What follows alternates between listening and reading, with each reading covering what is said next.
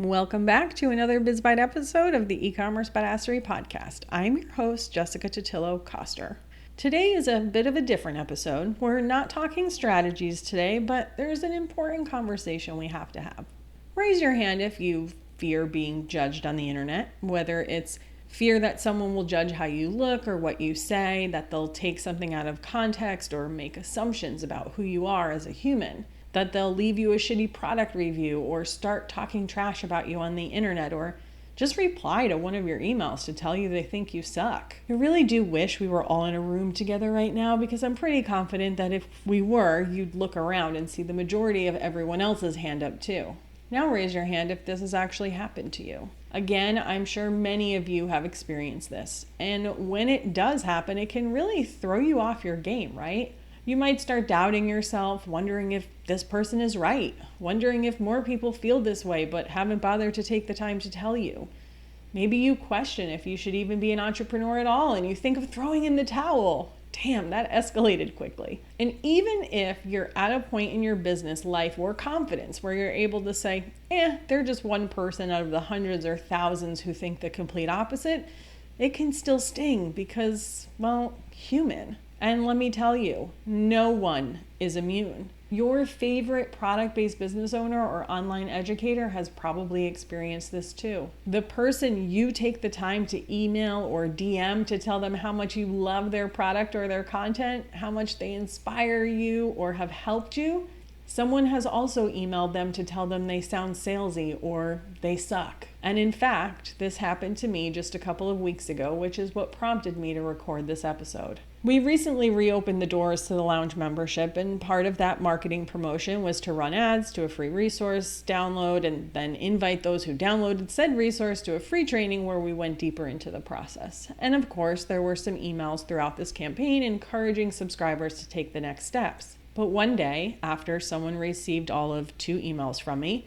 the freebie delivery and the second email in the series, they replied to me saying they didn't like my salesy ass talk, how I triggered them, and that I should be more real. In that initial moment, you can imagine how I felt. And if this were 20 years ago, I may have responded with an equally rude and condescending email, but I took a second to breathe, to take it in and read it again. What I saw was someone who had been screwed over by other coaches and consultants. Something I have 100% been through and even talk about on episode 8 of this podcast, and someone who probably just didn't jive with my personality.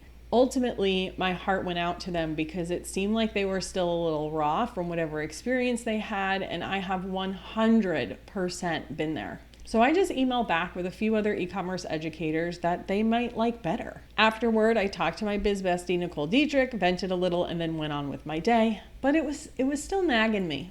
Since I couldn't really concentrate on big work, I decided to organize my inbox by automatically adding labels to incoming emails, because my inbox has been getting crazy lately with a lot of irrelevant pitches. And I wanted to make sure I didn't miss the important stuff, like when new email subscribers reply to my emails asking me their number one burning question, emails I do actually reply to. So as I was organizing them, first I realized I had missed a bunch when I was buying my first home and moving. If you were one of those people, I'm so sorry. I started working my way through them, and you probably have a reply in your inbox right now.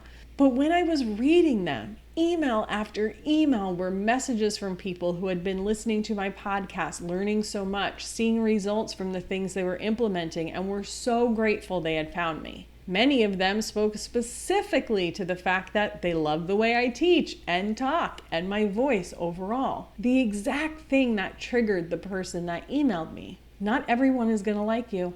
Some people are going to think you're salesy or being fake, while others are going to love everything you put out or create. Some people are going to appreciate about you the exact thing someone else hates about you. But guess what? There are almost 8 billion people on this planet. So while I certainly never want to trigger anyone who is struggling or make them feel bad, I can't manage the perception of 8 billion people, and neither can you. So instead, keep being you. The people who love you will find you, and the people who don't will ignore you. And that's 100% okay. You don't have to be everything to everybody. You can't be everything to everybody. And if you're putting that expectation on yourself, you're setting yourself up to fail. It's okay to repel people. It doesn't feel great, but it's okay. And please, don't misunderstand me. This is not a license to be an asshole. It's just a reminder that humans gravitate toward or away from other humans for a lot of different reasons. And while at times there might be validity in the feedback we're getting from people, sometimes it's more about them than it is about us. And there is, of course, a lot of nuance to this, as with most things in life. But ultimately, I just don't want you to let the negative opinion of one person overshadow the multitude of positive ones from other people. And that's a wrap on today's BizBite episode. Thank you so much for hanging out with me today, and I'll see you on the flip side, friend.